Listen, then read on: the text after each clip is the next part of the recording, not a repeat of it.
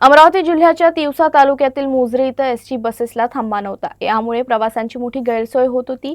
या विरोधात प्रहार जनशक्ती पक्षानं सोमवारी उपोषण केलं। दरम्यान या आंदोलनाला प्रवाशांचा उत्स्फूर्त प्रतिसाद मिळाला असून प्रवाशांच्या 5ही प्रमुख मागण्या मान्य झाल्यानं आंदोलन यशस्वी ठरलं आहे। मोझरी बस थांब्यासाठी प्रहार जनशक्ती पक्षाच्या आंदोलनाला यश आलं आहे। महामंडळाच्या बसेस न थांबल्यानं होत असलेल्या गैरसोयी विरोधात सोमवारी मोझरी इथं शांततेच्या मार्गानं उपोषण आंदोलन करण्यात आलं। प्रवाशांच्या 5ही प्रमुख मागण्या मान्य झाल्यानं आंदोलन यशस्वी ठरलं। विभागीय वाहतूक अधिकारी रायलरवार यांनी प्रत्यक्ष उपस्थित राहून 4 मागण्या तत्काळ पूर्ण केल्याची घोषणा केली असून उर्वरित मागणीवर सकारात्मक कारवाईचे आश्वासन दिले। प्रवाशांच्या सहभागामुळे प्रशासनावर दबाव निर्माण झाला आणि अखेर बस थांब्याचा प्रश्न मार्गी लागला।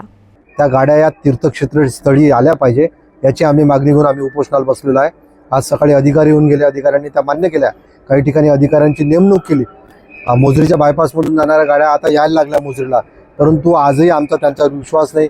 जोपर्यंत ही यंत्रणा सुरळीत होणार नाही, जोपर्यंत सुरळीत बसेस मोझरी आणि तिवसाला थांबणार नाही, तोपर्यंत आमचं आंदोलन चालू राहील।